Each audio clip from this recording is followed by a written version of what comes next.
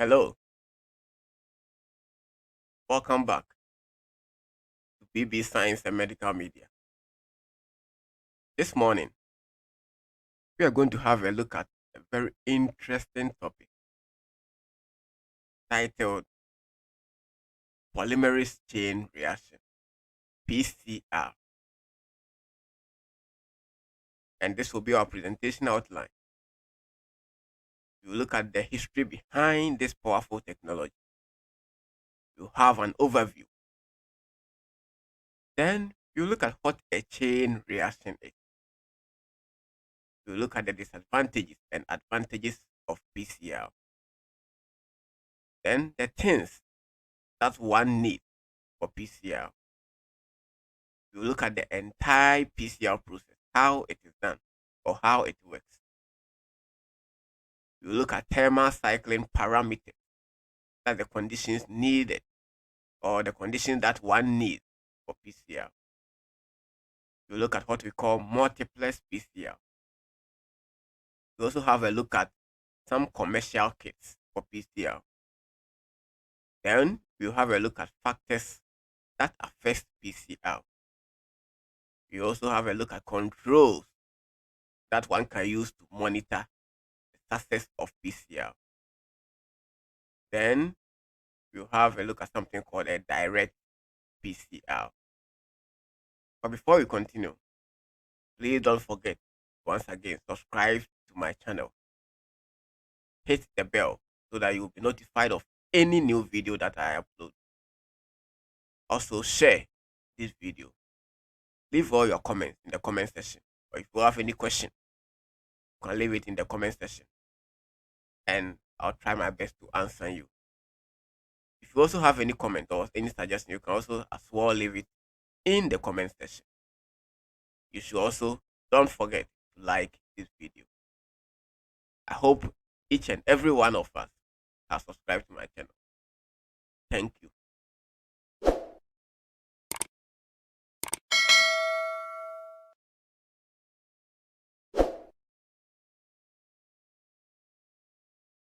So let's start with today's presentation.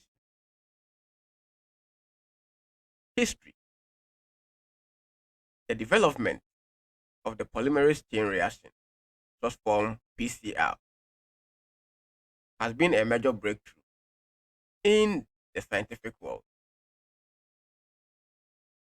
Over time, the technique has evolved beyond the confines of its simple initial design and has opened incredible avenues for researchers. This sensational technique became the basis for several molecular biology protocols and formed the foundation of the Human Genome Project. In the year 1953, Watson and Crick discovered the double helix structure of the DNA, showing that DNA has two strands with complementary bases running in opposite directions.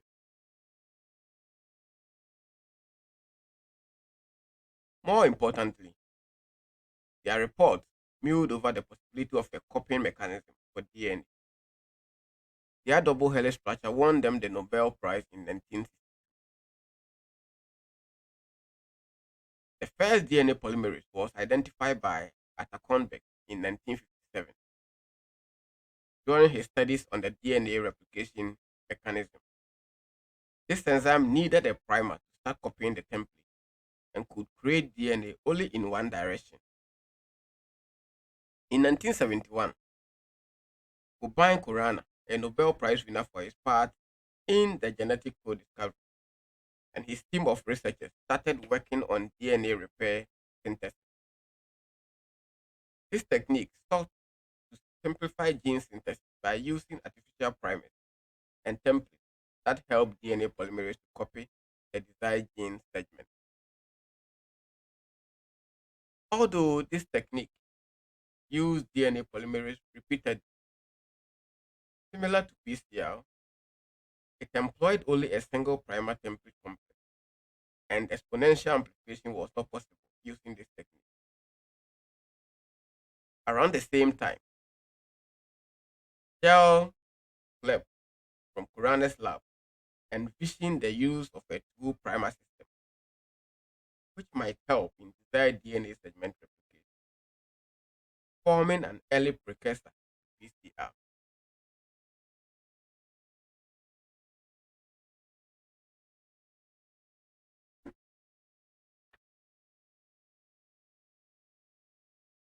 A major breakthrough in DNA polymerase came along in the year 1969 when Thomas Brook reported the isolation of Thermus aquaticus, a new species of thermophilic bacterium found in the hot springs of Yellowstone National Park. The DNA polymerase from this bacterium, called the tag polymerase, could withstand very high temperatures, unlike other polymerases available at that point of time. Its isolation meant that molecular biologists now had a thermostable enzyme that was capable of repeat PCR cycling without the need to add fresh DNA polymerase after each cycle. For those of you who can remember that far back, resetting the PCR reaction as many as 40 times over a 4 or 5 hour period was not much fun and did not feel like a great use of time. So the tag enzyme made lives better in so many ways. However, the impact that the tag enzyme would have on molecular biology wouldn't become clear until 1988 when Carimolis and the Status Corporation commercialized the enzyme for widespread use.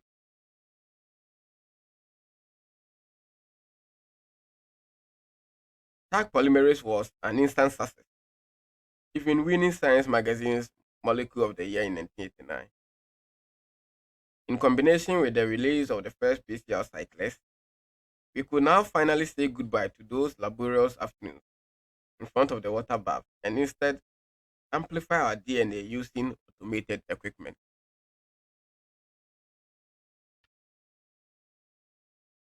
Although these developments represented significant progress, tag DNA polymerase wasn't perfect.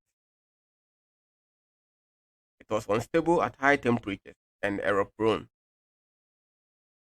and had difficulty amplifying DNA rich in GC, that's guanine cytosine content, or with strong secondary structure.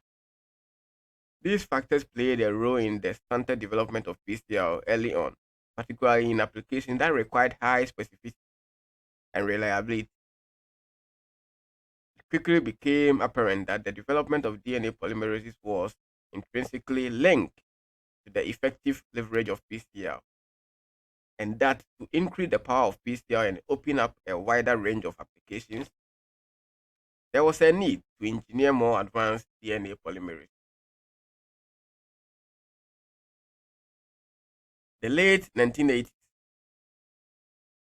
saw a major number of techniques spring up using hot start to overcome tag DNA polymerases inefficiency and low specificity at high temperatures. These hot start techniques revolve around heating PCR reactions to 95 or 94 degrees Celsius and then letting them cool to 60 to 70 degrees Celsius before adding the polymerase. Although effective, hot start techniques were time consuming and often caused sample cross contamination. So PCR needed a long term solution. Forensic scientist Edward Blake joined hands with the FBI and status researchers in 1986 to successfully use PCR for analysis of criminal evidence.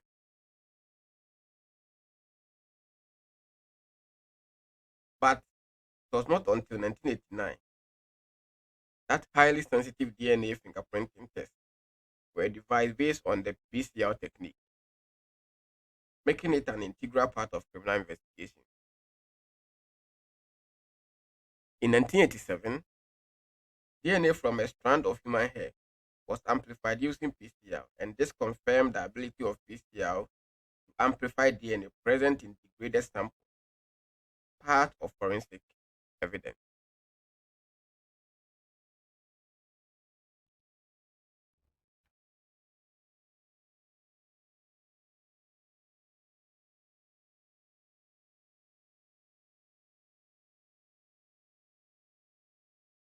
1991 saw the isolation and development of fuel polymerase derived from the hyperthermophilic Achion pyrococcus virosus. Fuel DNA polymerase, unlike tag DNA polymerase, has built-in 3' to 5' isonuclease proofreading activity, meaning that it could correct nucleotide incorporation errors, dramatically lower error rate, and offer increased specificity. The development and use of both field and tag polymerases continue for some time, with PCR playing a major role in a number of groundbreaking studies, such as sequencing of Haemophilus influenza by Venter and colleagues in 1995, and the development and release of real-time PCR instruments in 1996. However, while using for many basic applications, these polymerases could not provide the required accuracy, reliability, and read length required to push PCR into new and exciting areas.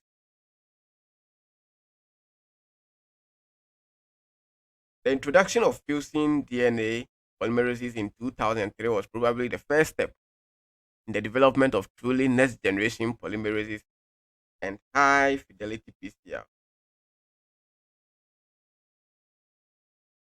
These specially engineered DNA polymerases could overcome or reduce many of the problems still limiting PCR development,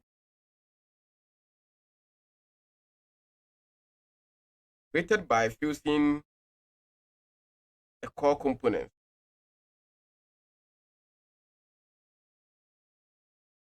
of an archaea bacterial polymerase with a thermostable DNA binding domain.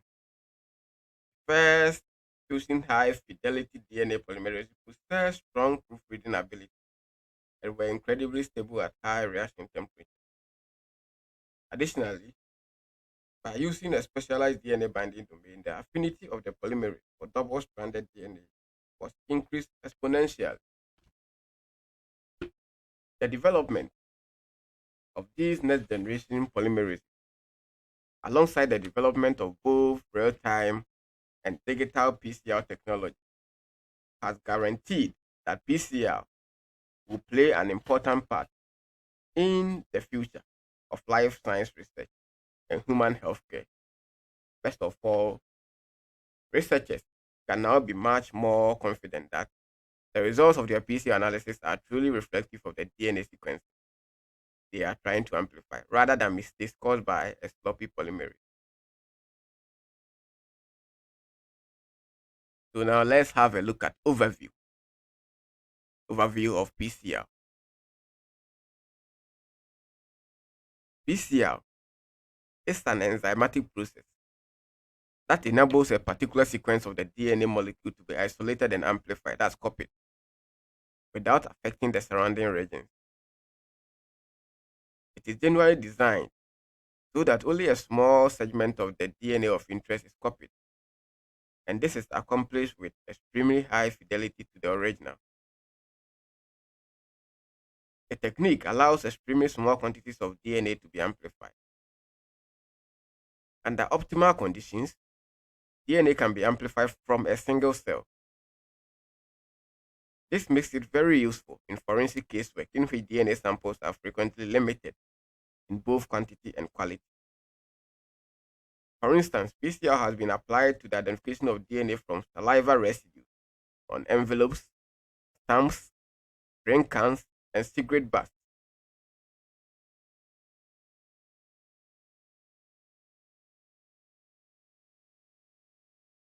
It also has the advantages of being sensitive and rapid. Without the ability to make copies of DNA molecules, many forensic samples would be impossible to analyze. The PCR amplification procedure is comparable to a photocopying machine, only at the molecular level. So, what is a chain reaction? Polymerase chain reaction. So, why the name chain reaction? PCR polymerase chain reaction. Now, a chain reaction is a sequence of reactions where a reactive product or byproduct causes additional reactions to take place. In a chain reaction, positive feedback leads to a self amplifying chain of events. With PCR, during each cycle, a copy of the target DNA sequence is generated for every molecule containing the target sequence.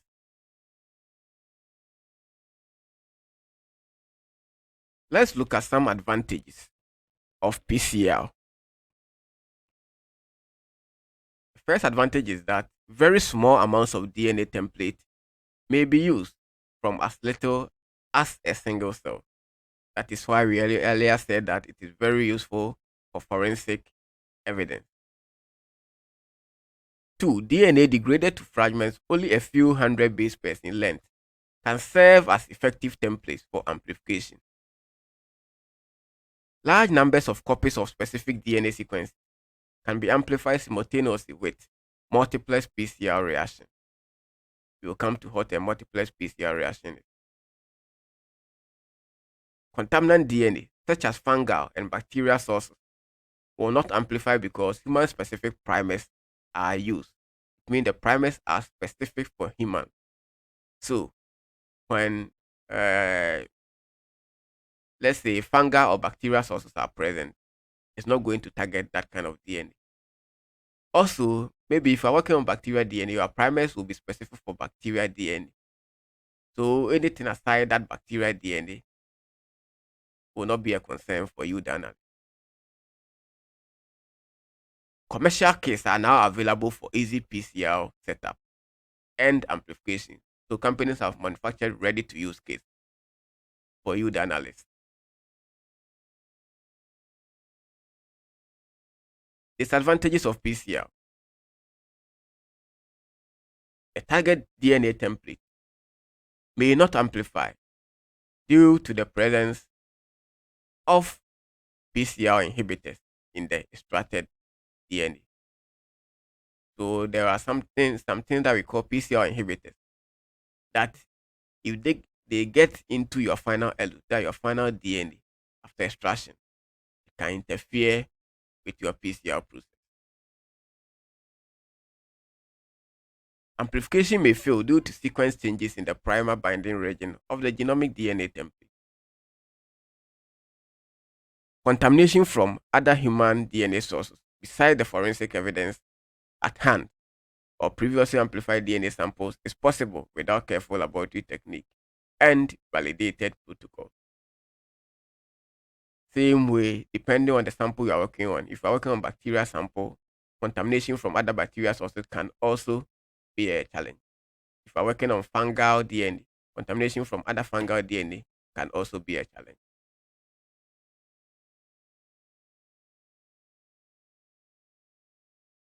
Now, let's look at the things that every scientist need for PCR. But before we continue, please don't forget to subscribe to this channel, like this video, share the video, and also hit the bell so that you'll be notified of every new video that I have. Thank you.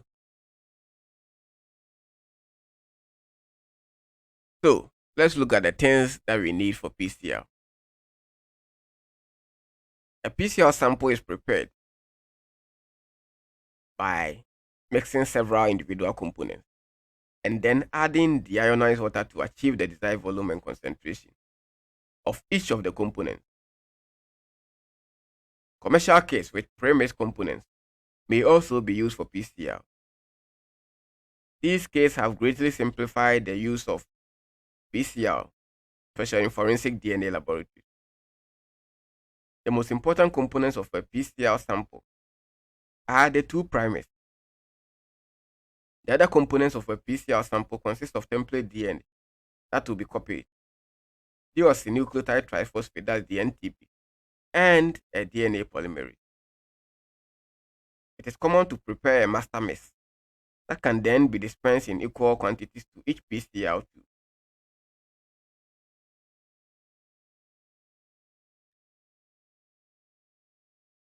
So these are the things that we will need: thermal cycler, as we said, the two primers, our template DNA, deoxynucleotide triphosphate, the NTPs, DNA polymerase. We also need a buffer, trace HCl buffer with pH 8.0 that has been stored at room temperature. We will need a magnesium chloride, potassium chloride, and BS, bovine serum albumin. These are the things that we need for PCR.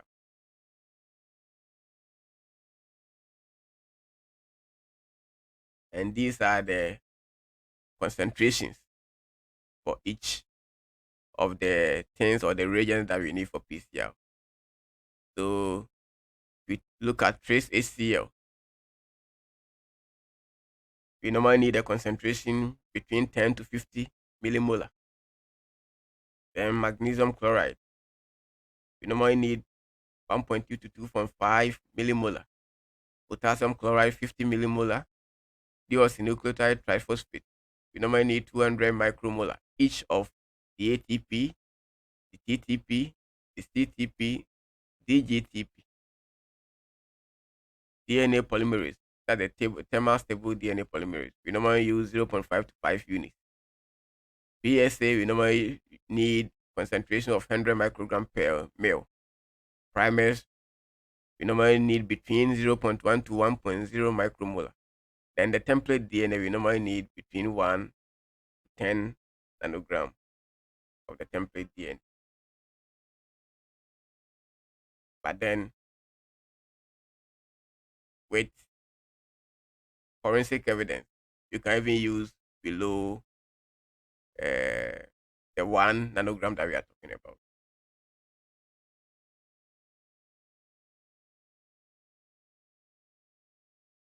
So let's look at the first thing that we need for PCR, or one of the things that we need for PCR: thermal cycler.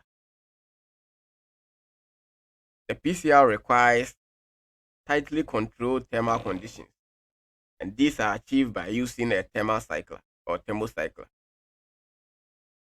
This consists of a conducting metal block that contains heating and cooling elements with wells that accommodate the plastic reaction tube. Accurate and consistent sample heating and cooling is crucial to PCR in order to guarantee consistent results. The temperature of the PCR block is controlled by a small microprocessor. Most thermal cyclers also contain a lid that is heated to over 100 degrees Celsius, and this prevents the reaction evaporating and condensing on the cooler lid, and thereby maintains the reaction volume, thus keeping the concentration of the reaction components stable throughout the PCR.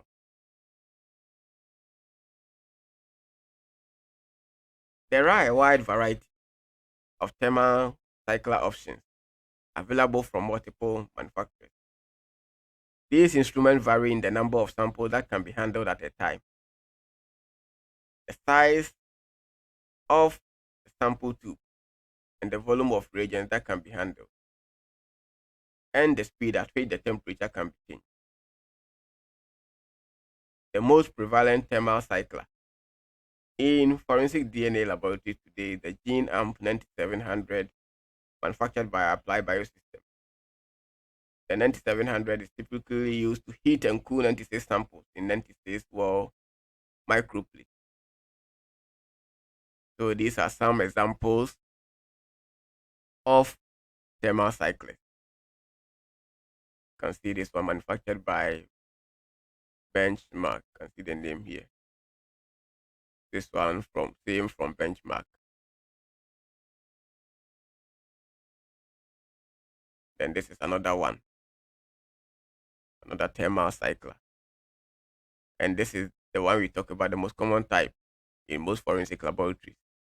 the gene amp 9700 thermal cycler, manufactured by Applied Biosystems, very common in most laboratories.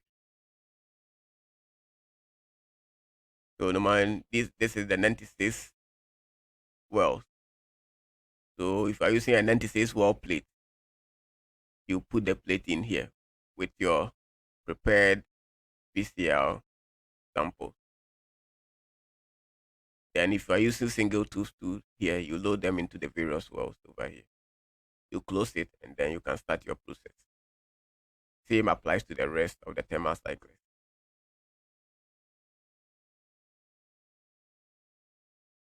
Primers. We also need primers for PCR, very important. Now, primers are short DNA sequences that precede or flank the reagent to be copied.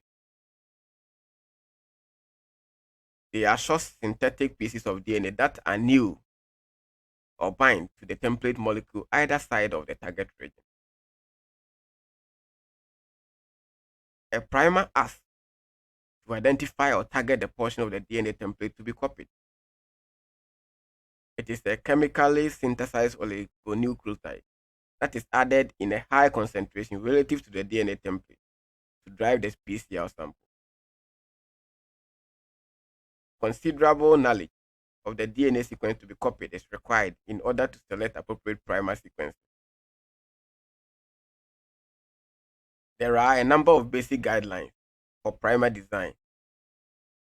Primers are normally between 18 and 30 nucleotides long and have a balanced number of GC, that's guanine, cytosine, and AT, adenine, thymine nucleotides. A primer should not be self-complementary or be complementary to any of the other primers that are in the reaction. Self-complementary reagents will result in the primer pairing with itself to form a loop, whereas primers that are complementary will bind to each other to form primer dimers.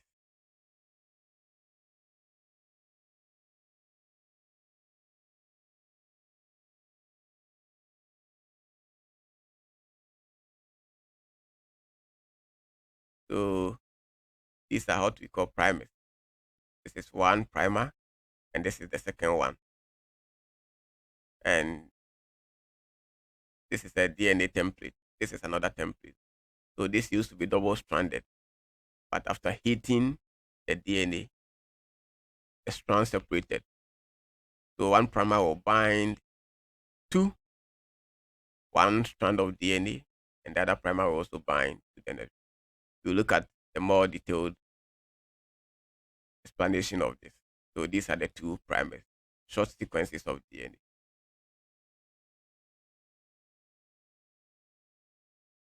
You also need a template DNA or the DNA to be copied. That is what you call a template DNA.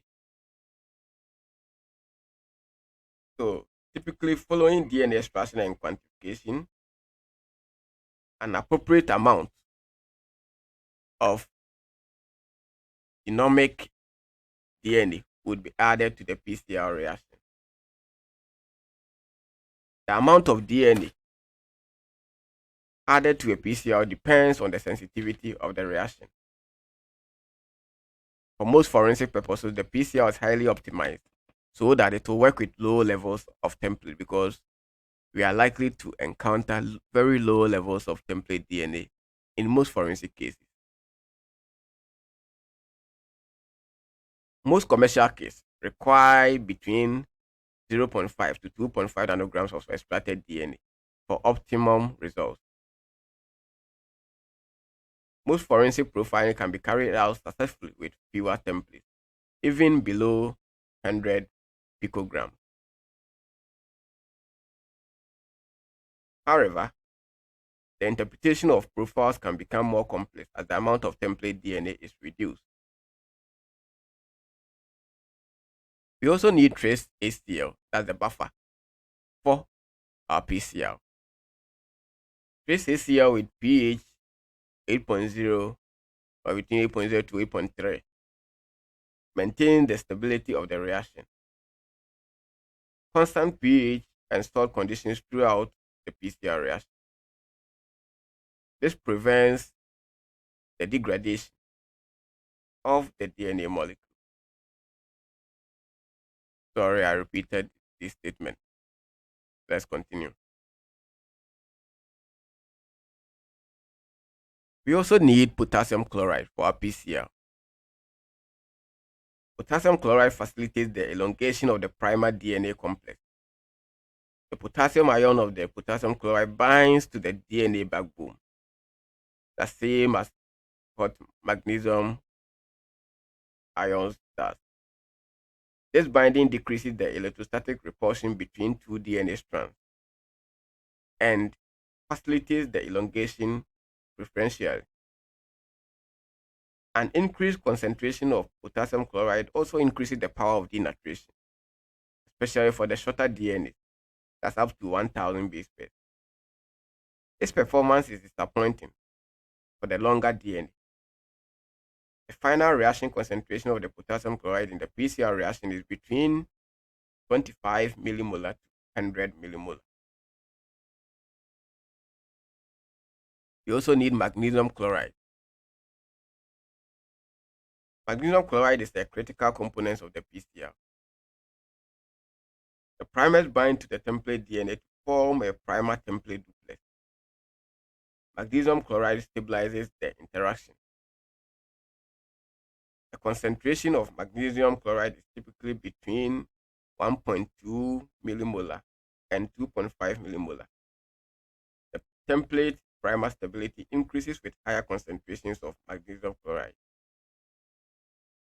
The concentration of the magnesium chloride is dependent on the condition of PCR. Further, the magnesium ions of the magnesium chloride binds to the phosphate backbone of DNA and increases the melting temperature of the reaction. This will facilitate more time for the primer to bind at a specific location. The tag polymerase also requires magnesium to be present in order to function.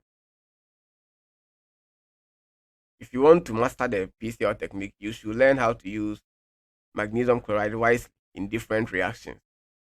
The enzyme tag requires the magnesium ions cofactor to start the catalytic reaction and work efficiently. So this is magnesium chloride. It's a salt. It's the commercial type.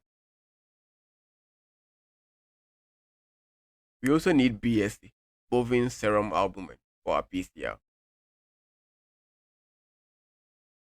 DNA extracted from samples such as marine water, soil, fresh water, or feces contain a high level of PCR inhibitors such as fulvic acid, humic acid, tannic acid, and others.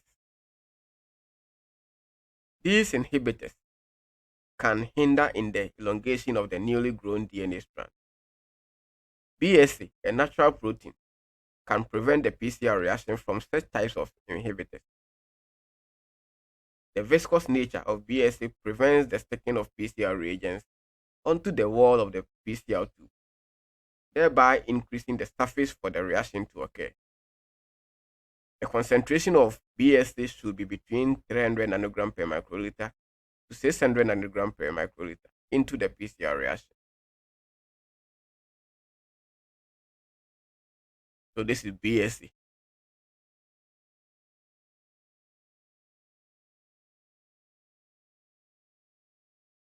We also need deoxynucleotide triphosphate, that's the DNTPs. The building blocks for the PCR are deoxynucleotide triphosphate, which are incorporated into the nascent DNA strand during replication. DNTPs are the nucleoside triphosphate containing deoxyribose. Members of DNTPs include deoxyadenosine triphosphate, that's DATP, deoxythymidine triphosphate, DTTP, deoxycytidine triphosphate, DCTP, deoxyguanosine triphosphate, that's DGTP. The four nucleotides are in the PCR in equal concentration, normally in 200 micromolar. So if the target DNA sequence to be PCR amplified comprises mainly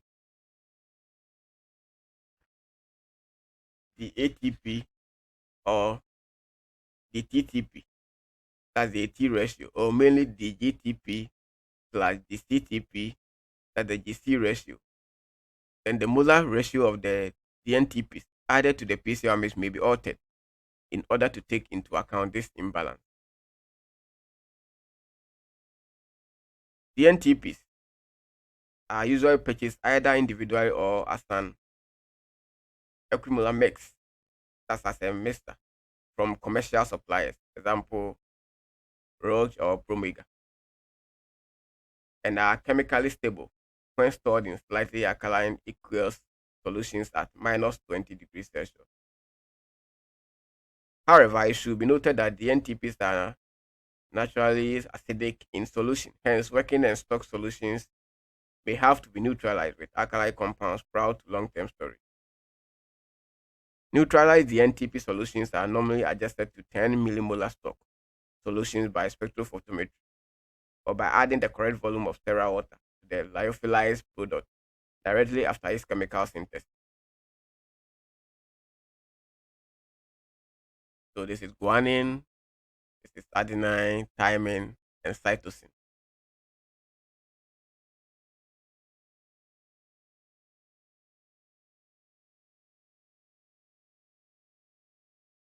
We also need a thermostable DNA polymerase for our PCR. DNA polymerase has the building blocks in the proper order based on the template DNA sequence. Thermally stable polymerases that do not fall apart during the near boiling denaturation temperature steps have been important to the success of PCR. The most commonly used thermally stable polymerase is TAC, which comes from a bacterium named Thermus aquaticus that inhabits hot springs.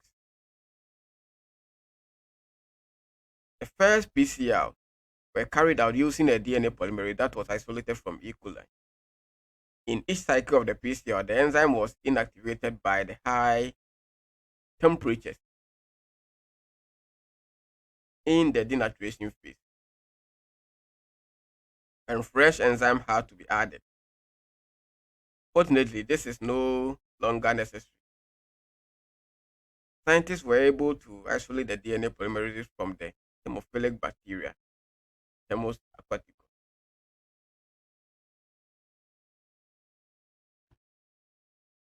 The tag polymerase enzyme can tolerate the high temperatures that are involved in the PCR and works optimally at 72 to 80 degrees Celsius.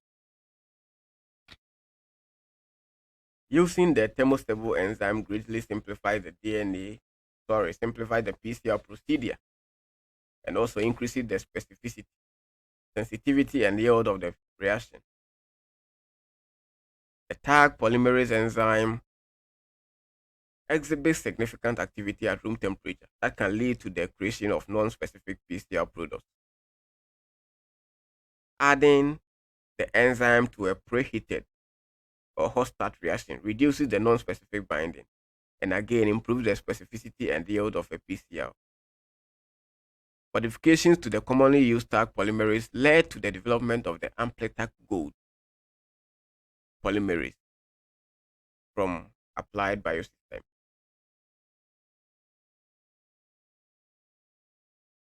The enzyme is inactive when it is first added to the PCR.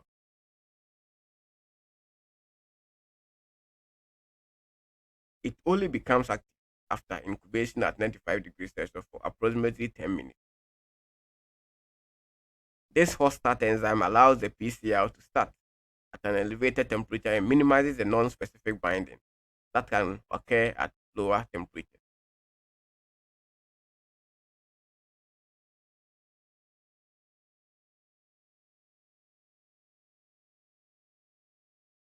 So this is our DNA polymerase that has the DNTPs in order for the PCR procedure to occur.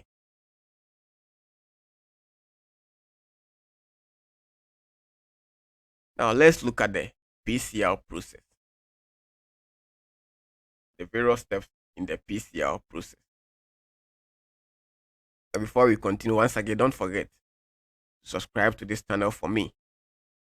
Like this video, comment or leave any question that you have in the comment section. And also share this video for others to see. Also, don't forget to click the bell. Click it so that you get notified of any new video that I upload onto my channel. Thank you. Now let's look at the PCR process, the various steps involved in the polymerase chain reaction process. The amplification of DNA occurs in the cycling phase of PCR, which consists of three stages: 1. Denaturation, 2. Annealing, and 3. Extension.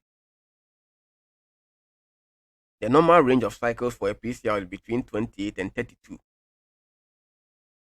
In extreme cases, where the amount of target DNA is very low, the cycling number can be increased to up to 34 cycles. It has been demonstrated that going above this cycle number does not increase the likelihood of obtaining a profile, but does increase the probability of artifacts forming during the PCR. Using 34 cycles is known as low copy number PCR, that's LCN PCR, and it is primarily employed as an extreme precaution, have to be taken to reduce the chance of contamination. The more cycles, the higher the chance of detecting contaminating DNA. The interpretation of the profile generator using a high cycle number also become more complex.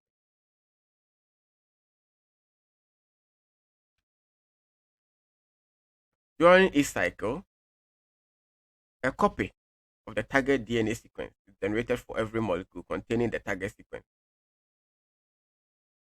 Following amplification, the PCR product, sometimes referred to as an amplicon, is then in sufficient quantity that it can easily be measured by a variety of techniques, the most common of which is fluorescence detection.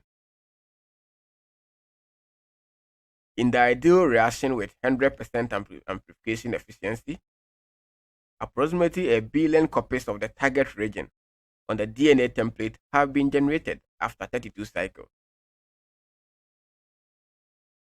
PCR is commonly performed with a sample volume in the range of 5 microliters to 100 microliters. At such low volumes, evaporation can be a problem and accurate pipetting of the reaction components can become a challenge. On the other hand, larger solution volumes lead to thermal equilibrium issues for the reaction mixture because it takes longer for an external temperature change to be transmitted to the center of a larger solution than a smaller one. Therefore, longer hold times are needed at each temperature, which leads to longer overall thermal cycling time. Most molecular biology products for PCR are thus in the 20 microliter to 50 microliter range. A sample is pipetted into a variety of reaction tubes designed for use in PCR thermal cycling. The most common tube in use with 20 microliters to 50 microliter PCR reaction is a thin-walled 0.2 ml tube. These 0.2 ml tubes can be purchased as individual tubes, with and without attached caps, or as strip tubes with 8 or let's say 12 tubes connected together in a row. In high throughput labs, 96 well or 384 well plates are routinely used for PCR amplification.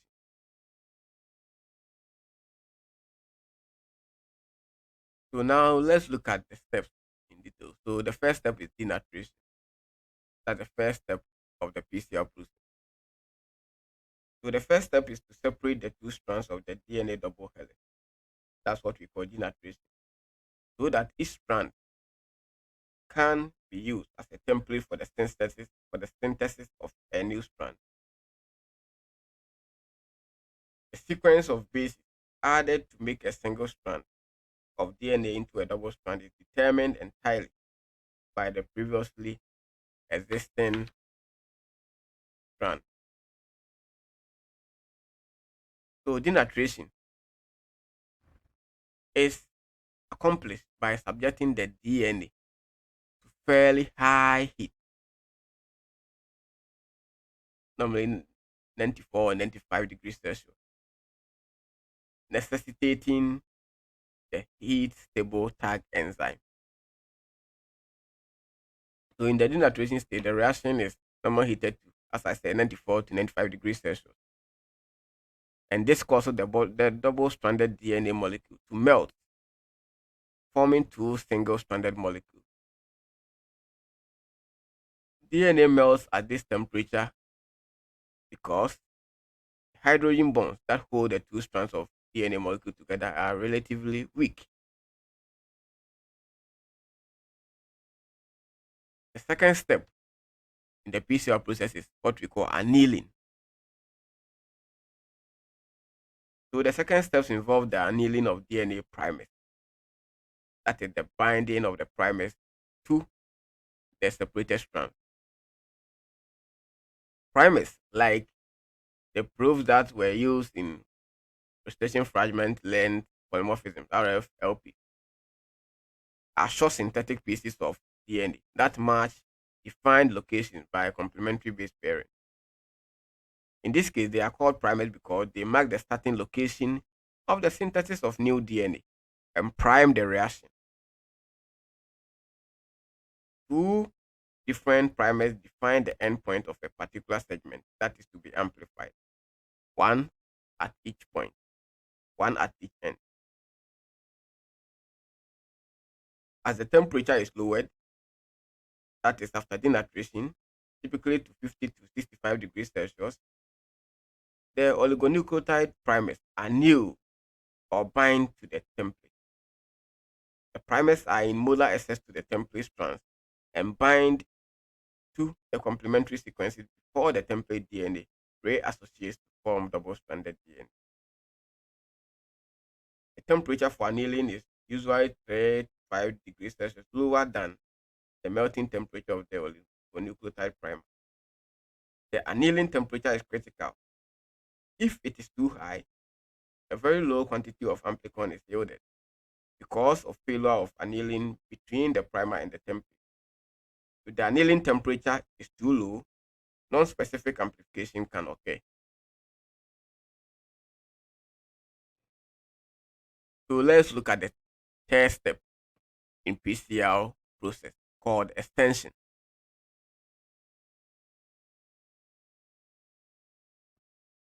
After the primers have annealed, the temperature is increased to 72 degrees Celsius, which is the optimum temperature range for the DNA polymerase.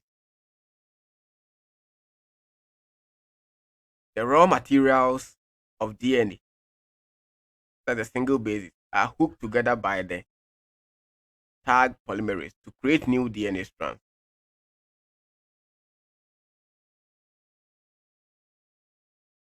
The chemical form in which a base is added to DNA is called a nucleotide. Nucleotides are added to the nascent DNA strand at the rate of approximately 40 to 60 per second.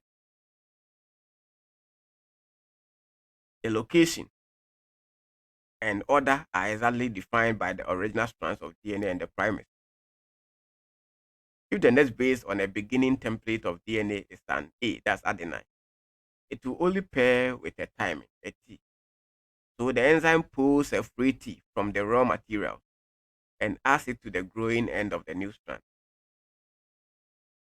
In this way, the new strand is manufactured base by base with a sequence complementary to the beginning template. The enzyme catalyzes the addition of nucleotides to the 3' ends of the primers, using the original DNA strand as a template. It has a high processivity, catalyzing the addition of approximately 50 nucleotides to the nascent DNA strand before the enzyme dissociates.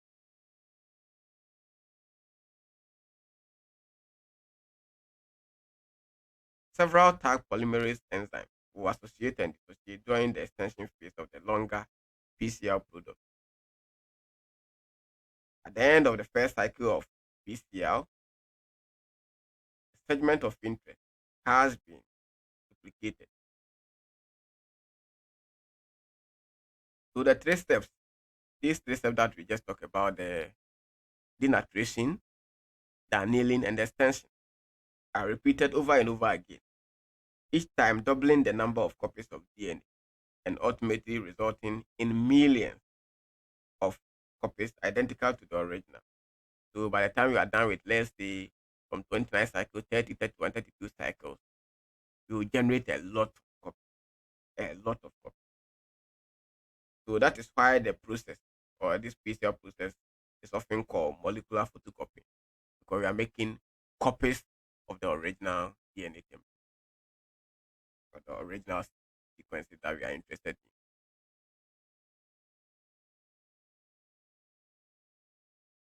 So this is the PCR process. This is our starting DNA template, 5 prime to 3 prime, 3 prime to 5 prime. So starting DNA template. So we subject it to heat, let's say 95 degrees Celsius.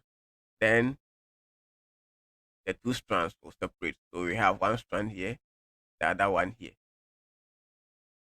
So once we lower the temperature to the annealing level, then the primers will anneal or bind to the single strand. We have the 5 prime, 3 prime, the short primer here. This is the forward primer.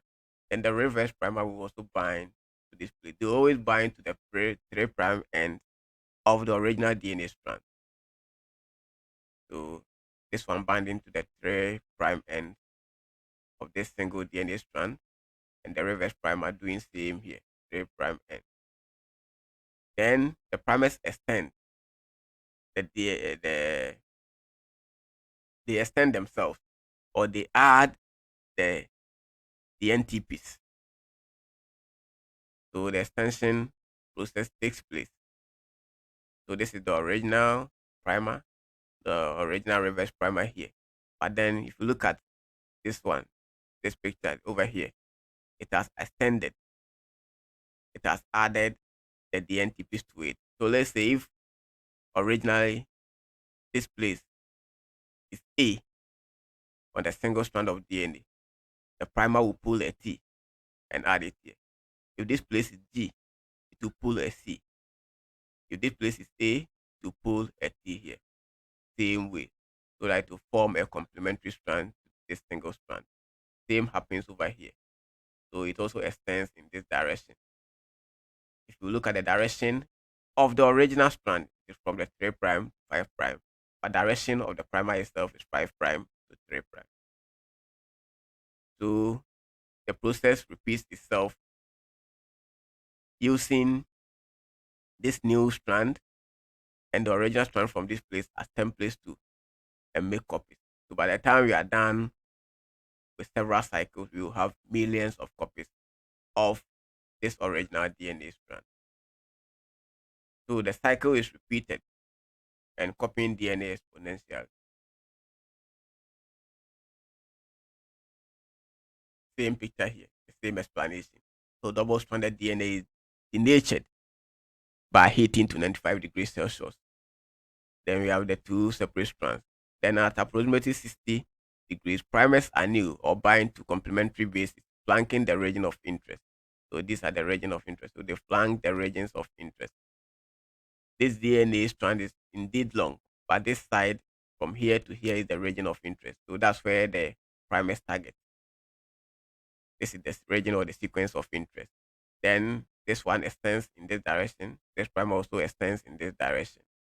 So at 72 degrees Celsius, the tag polymerase extends the single-stranded DNA molecule, creating new double-stranded molecule. So you can see it is pulling the DNTP. This primer is pulling the DNTP. So if this place is A, to add it. So this is the DNA polymerase doing that. You can see the DNA polymerase in this picture. So it keeps adding the DNTPs to the original primer. So the DNA polymerase pulls an A if this place is a T. It pulls a G if this place is a C, in that order. And the DNA polymerase is doing same here, pulling the DNT piece onto this primer too. So the process is repeated for 25 to 30 cycles or at time depending on the template if you have degraded or low temperature DNA as we already discussed, you can increase it to 31 or 32. Then so the cycle is repeated to amplify sufficient material for visualization or detection. So let's look at thermal cycling parameters, the parameters that we need for our PCR to work effectively.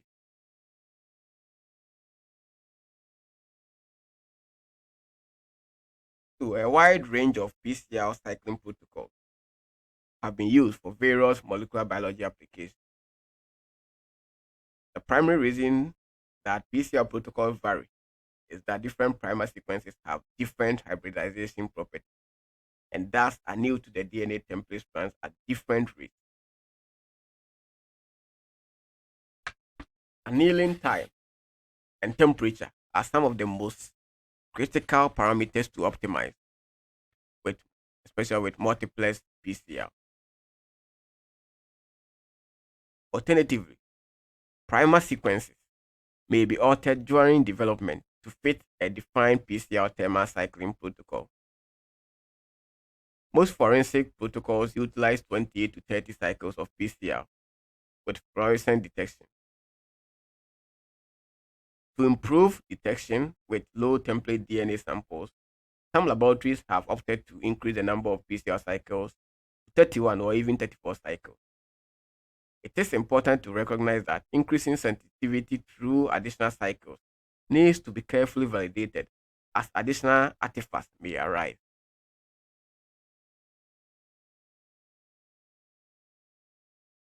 So, this is a typical parameter. So, at 94 degrees Celsius or 95, you can denature your DNA or separate the double strands into single strands.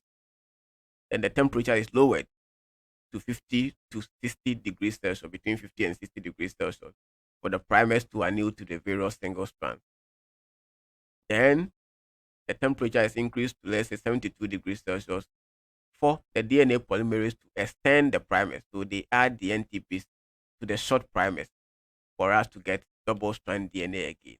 Then the cycle repeats itself in that order. So this is let's say cycle one, it repeats itself for cycle two, repeats itself for cycle three. So let's say if you are doing 30 cycles, it repeats itself. You are done with the 30 cycles.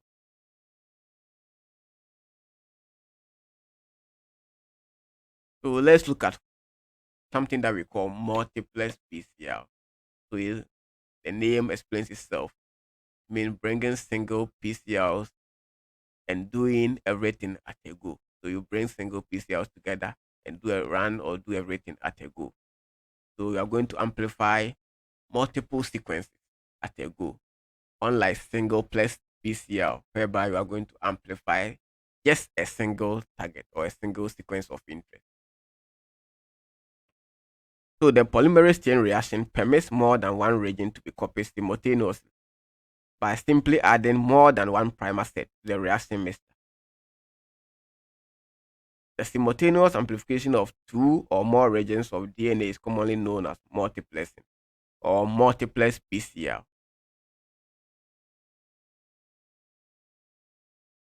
For a multiplex reaction to work properly, the primer pairs need to be compatible.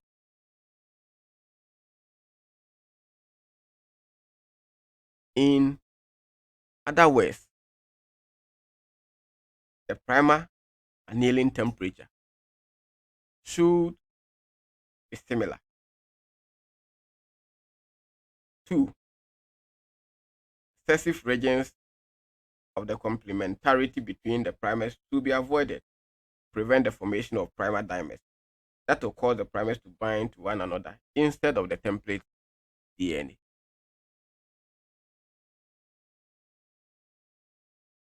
The addition of each new primer in a multiplex PCR reaction exponentially increases the complexity of possible primer interactions. Each new PCR amplification is likely to require some degree of optimization in either the reagent components or thermal cycling conditions or parameters. Multiplex PCR is no exception. In fact, multiplex PCR optimization is more of a challenge than singleplex reactions because so many primer annealing events must occur simultaneously without interfering with each other. Extensive optimization is normally required to obtain a good balance between the amplicons of the various loci being amplified. The variables that are examined when trying to obtain optimal results for a multiplex PCR amplification include concentrations for many of the PCR reagents, as well as the thermal cycling temperature profile. Primer sequences and concentrations, along with magnesium concentrations, are usually the most crucial for multiplex PCR. Extension times during thermal cycling are often increased for multiplex reactions in order to give the polymerase time to fully copy all of the DNA tags. Obtaining successful co-amplification with well-balanced PCR products yields sometimes requires redesign of primers and tedious experiments with adjusting primer concentration. Primers need to be adjusted on the STR market to achieve good size separation between loci labeled with the same fluorescent dye. The development of an efficient multiplex PCR reaction requires careful planning and numerous tests and efforts in the area of primer design and balancing reaction components. The primers must produce robust amplifications with good peak height balance between loci, as well as specific amplification with no non-specific products that might interfere with proper interpretation of a sample's DNA profile. Finally, primers should produce a maximal non-template dependent that's adenine addition to all PCR products to ease data interpretation. With the widespread availability of commercial kits, individual laboratories rarely perform PCR optimization experiments anymore. Rather, internal validation studies focus on performance of the multiplex with varying conditions around the optimal parameters supplied with the kit protocol.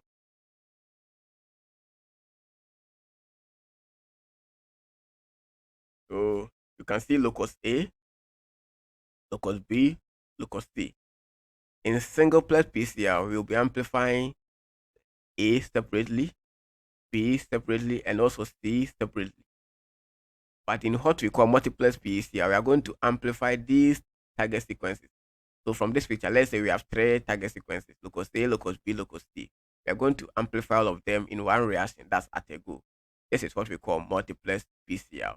So singleplex, we are going to amplify one. Then after that, you go on to the next one. We are going to amplify them separately. But in multiplex PCR, we put everything in one reaction with their primers, individual primers, and then PCR will amplify them at a go at the same time with the same thermal condition.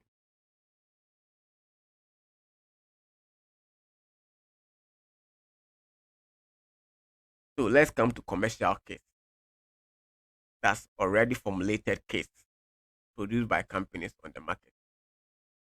And commercial case has come to simplify the entire PCR process. You don't need to be adding the various components. You don't need to be adding the NTPs. Then you pick water you add, you pick this you add, you pick BSA you add, you pick buffer you add. No, with commercial case, everything has been formulated. So you just pick, let's say, the primer mix you add, you pick the master mix containing the various components, the NTPs, everything. Then you also add it and formulate your master mix for PCR. That's very simple.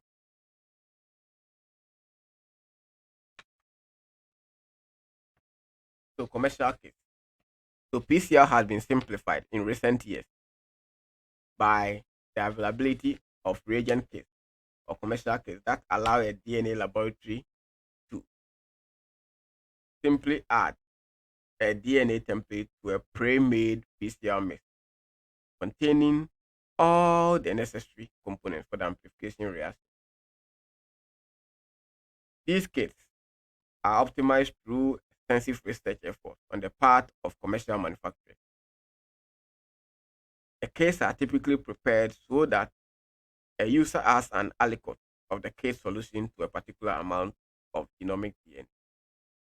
The best results with these commercial kits are obtained if the DNA template is added in an amount that corresponds to the concentration range designed for the kit. Hence, the need for DNA quantification and sample quantity normalization.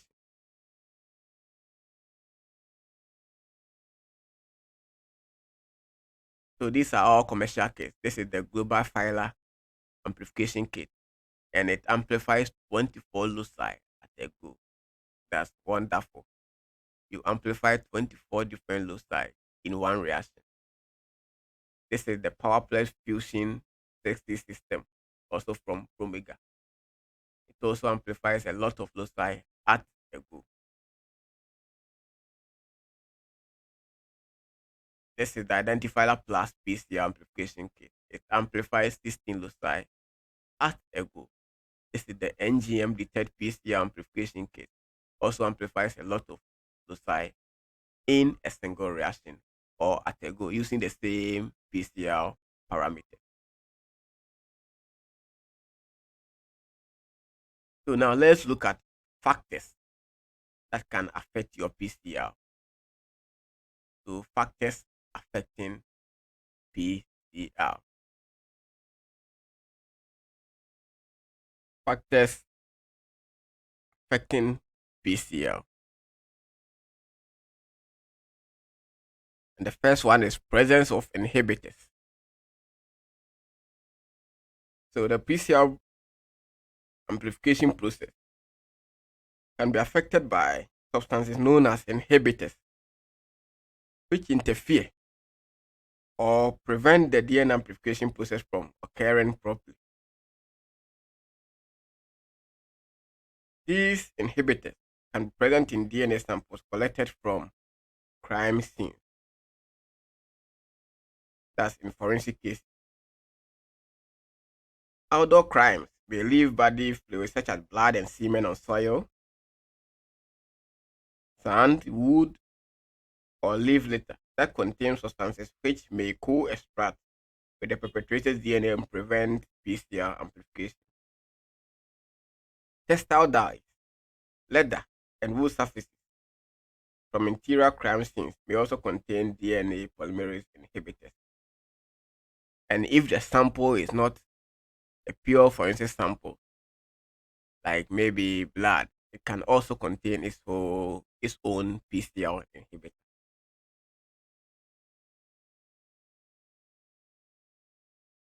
So, how do inhibitors interfere or affect PCR? So, inhibitors can one interfere with the cell lysis necessary for DNA extraction. So, they can interfere with the cell lysis process during extraction. Two, inhibitors can also interfere by nucleic acid degradation or capture. And three, also inhibitors can inhibit polymerase activity, thus preventing enzymatic amplification of the target DNA. It is the polymerase that adds the DNTPs to the primers for extension to occur. So once the inhibitor is able to prevent this enzyme from working, it means your PCR process will not work. It means there will be no amplification.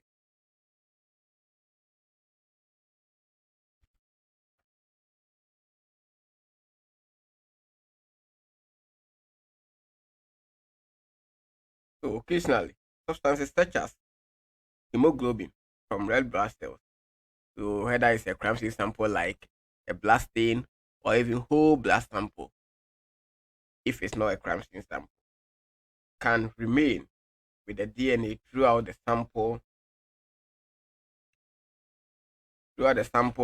preparation process and interfere with the polymerase to prevent successful PCR amplification.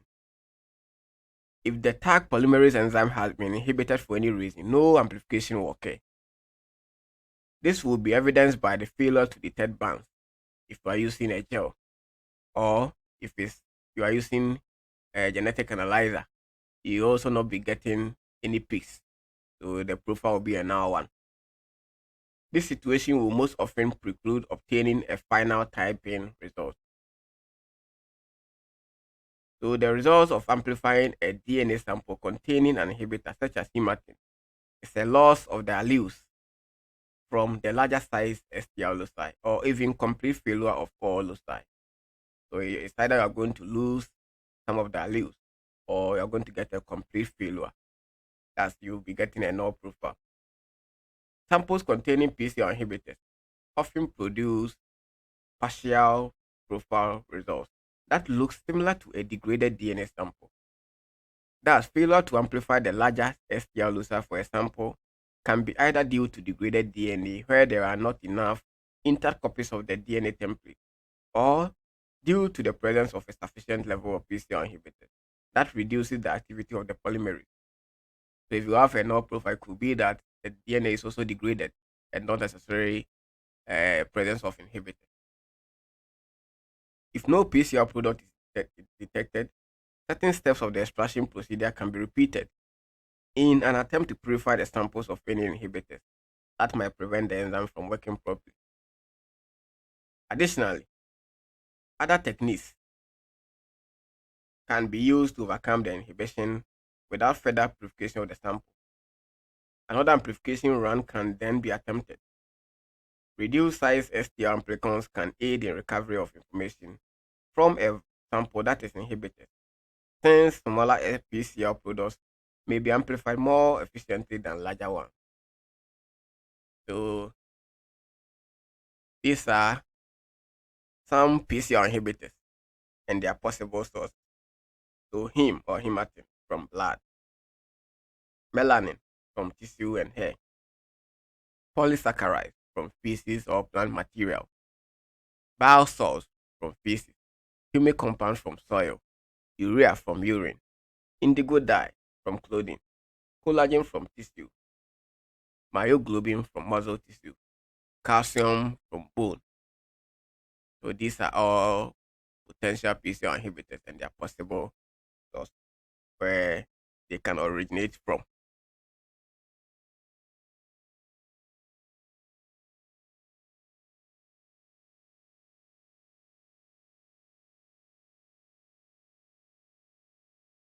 So how do you overcome these inhibitors? How do we overcome them? Or how do we avoid them? Or even if they are present, how do we subdue them so that we can get PCR, a successful PCR amplification? So PCR inhibitors may be removed or their effects reduced by one or more of the following solutions. One, the genomic DNA template may be diluted, which also dilutes the PCR inhibitor and re-amplified in the presence of a less inhibitor. Two, more DNA polymerase can be added to overcome the inhibitor. So with this approach, some fraction of the tag polymerase binds to the inhibiting molecule or molecules and removes them from the reaction so that the rest of the tag can do its job and amplify the DNA template. 3. A recent effort makes multiple DNA polymerase. So you mix multiple DNA polymerase to improve PCR performance in the presence of various types of inhibitors. 4. Additives to the PCR reaction, such as BSA or bovine serum albumin or betaine, have been shown to prevent or minimize the inhibition of PCR. For this reason, BSA is a common ingredient in most STL typing kits. The BSA acts as a binding site for some inhibitors and can competitively remove or reduce the concentration of the inhibitor. It should be noted, though, that BSA quality can vary between sources and that acetylated BSA is actually inhibitory to PCR.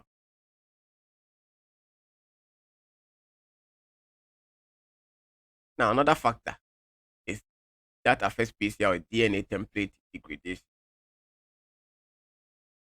So it is important to prevent degradation of the DNA during the collection and processing of samples. Degradation causes DNA to break into smaller fragments. If the damage occurs at a reagent to be amplified, the result can be failure in PCR amplification. In a degraded sample, the longer the amplicon's length, the higher the risk of failure.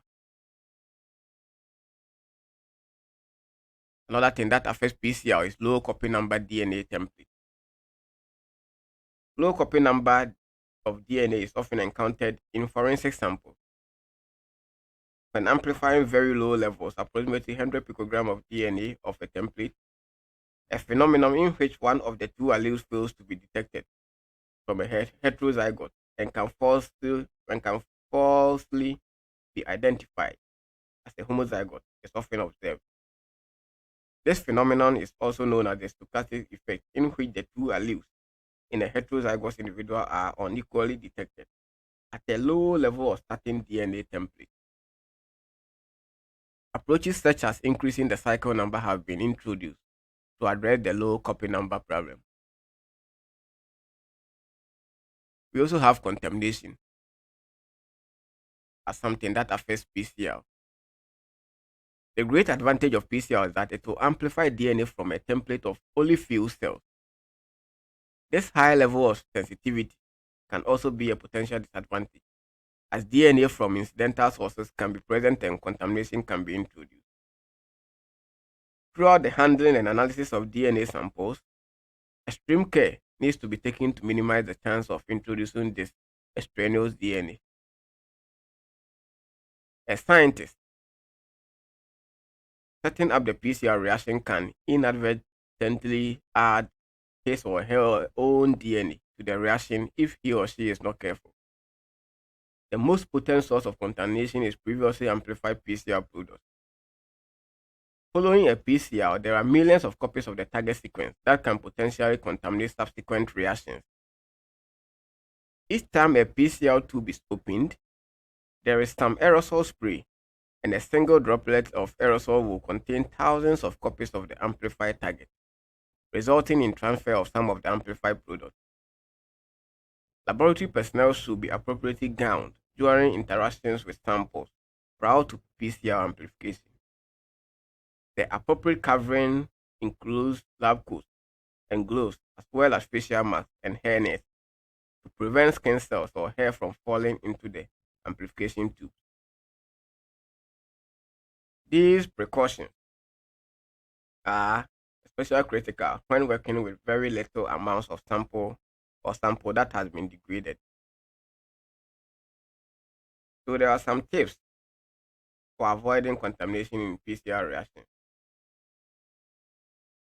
and these include: one, pre and post PCR sample processing areas should be physically separated. Usually, a separate room or a containment cabinet is used for setting up the PCR amplification reaction. Two, the fundamental feature of any laboratory that engages in PCR analysis is that there must be physical separation of the pre-PCR and the post-PCR analysis to minimize the possibility of contaminating DNA extractions and PCR setups with amplified material. There must be a unidirectional workflow through the laboratory. PCR products must never be brought back into the pre-PCR part of the laboratory. There must also be temporal separation of tasks. It is not possible for a scientist who has been working in the post-PCR to then work in the pre-PCR area without the possibility of introducing contamination. An overnight break before returning to the pre-PCR area is normally recommended. Larger laboratories will have scientists who are dedicated to only the pre or the post-PCR analysis. Equipment such as pipettes and reagents for setting up PCR should be kept separate from other laboratory supplies, especially those used for analysis of PCR products. Disposable gloves should be worn and changed frequently. Reactions may also be set up in a laminar flow hood if available. Aerosol resistant pipette tips to be used and changed on every new sample. Reagents should be carefully prepared to avoid the presence of any contaminating DNA or nucleus.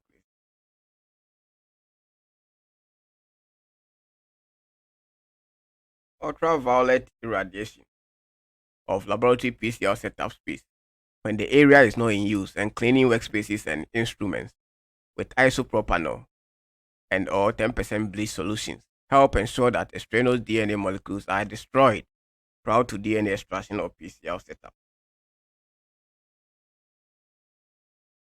So this is PCR laboratory organization. This is the pre-PCR area. So from here you move to the post-PCR laboratory. So this is the flow of samples for PCR analysis.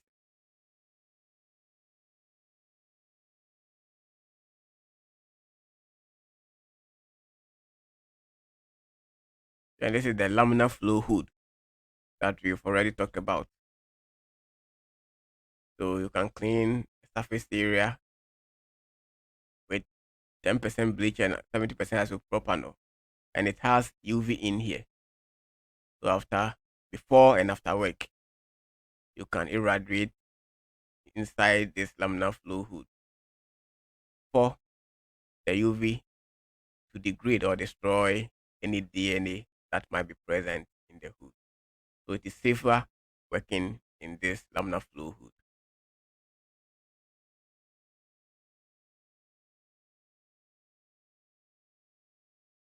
So this is a picture of someone spraying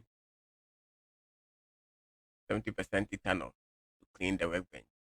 So you first use 10% bleach, then you can further use the 70% ethanol isopropanol or 70% ethanol. Normally we use 70% ethanol to clean the workbench.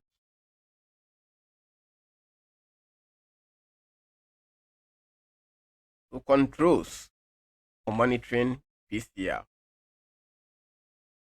There are some controls that are used for monitoring the PCR or to monitor the success rate of PCR or even to monitor contamination. So, controls are used to monitor the effectiveness of the chosen experimental conditions and or the technique of the experimenter. These controls typically include a negative control, which is the entire PCR reaction mixture without any DNA template. The negative control usually contains water or buffer of the same volume as the DNA template and is useful to assess whether or not any of the PCR components have been contaminated by DNA. Example, you or someone else in your lab. An extraction blank is also useful to verify that the reagents used for DNA extraction are free from any extraneous DNA template. A positive control is a valuable indicator of whether or not any of the PCR components have failed or were not at the during the reaction setup phase of experiments conducted.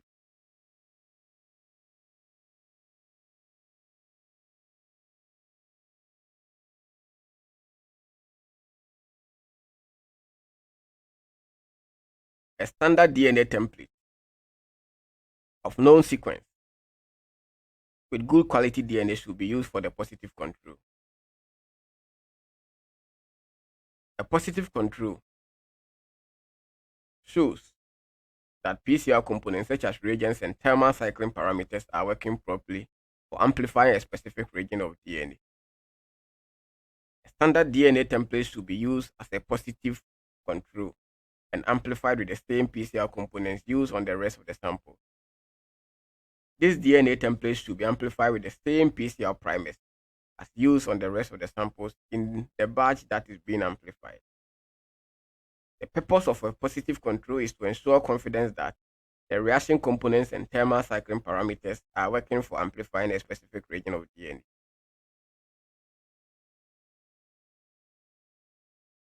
The challenges with a negative control is that a single PCR tube or other plasticware that the DNA samples pass through during sample processing may contain contaminating DNA.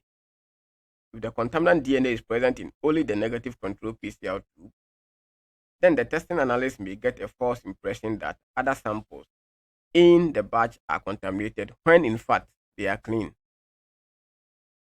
If the contaminant DNA is present in one of the case wet DNA samples, then a mixture may result between the contaminant DNA and the original case wet sample, and the clean negative control will not be helpful in assessing that the contaminant is present in one of the tested samples.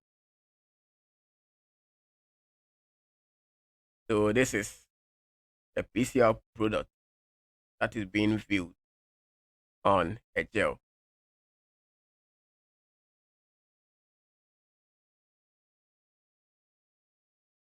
or a DNA that is being run on a gel. So this is the sample, another sample here. Then this is the negative control. This is the positive control. So you can see a band at the sample. So this sample has a band. This one also has a band. The negative control, you don't see anything here because you don't add DNA to the negative control. So if you introduce contamination along the line, then you'll be getting a band as well in the negative control. But because this is free from any DNA contaminant, you don't see anything here. And your positive control is a known DNA, a known standard DNA. So you can see a clear band at the positive control. If you use a genetic analyzer, this is how a positive control also looks like.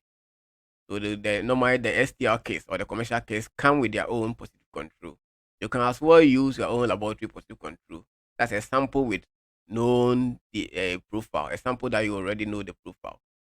So you add it to your sample when you are working.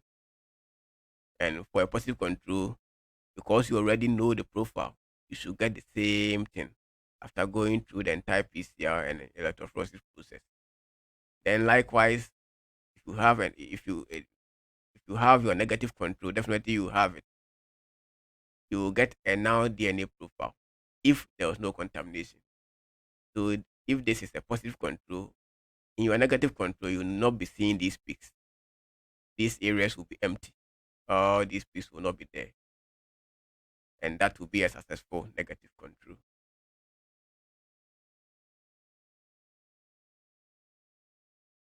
So we now move on to what we call direct PCR. A direct PCR.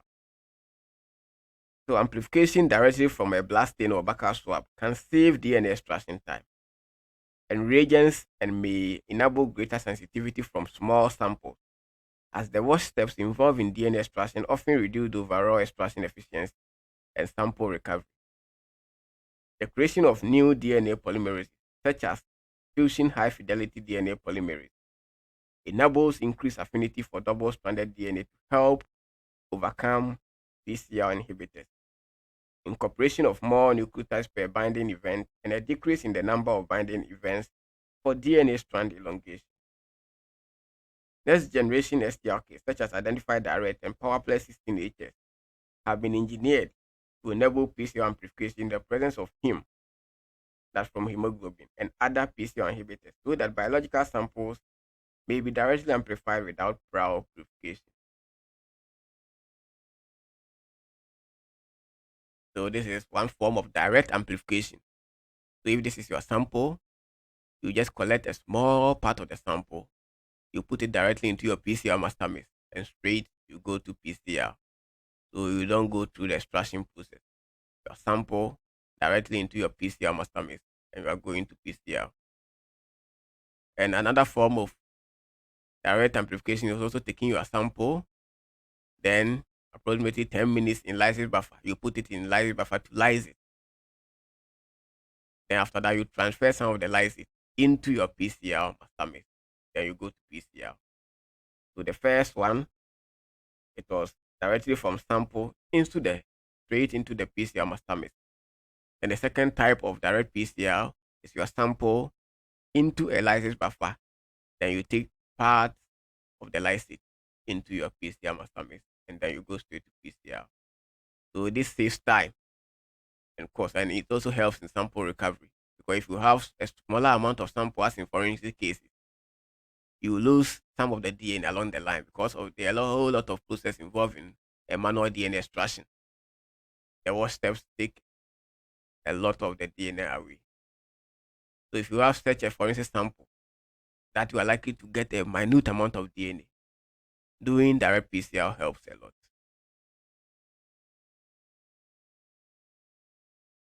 So this is a buffer, commercial buffer called prep and go buffer. And this is an ID direct identifier direct kit. So the prep and go buffer work by putting your sample into an amount of the buffer.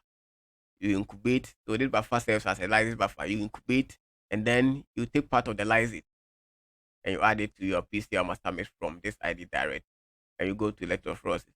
So it works on this principle.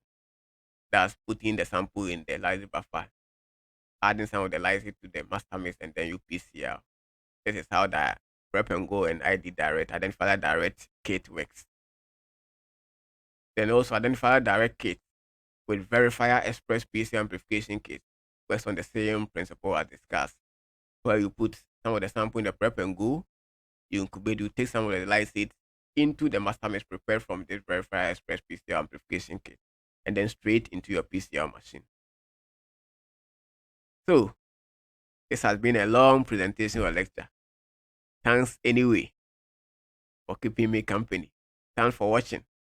I hope you've learned a lot from this presentation.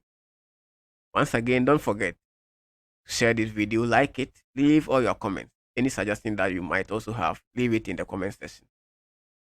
And also, the most important part, don't forget to subscribe to my channel.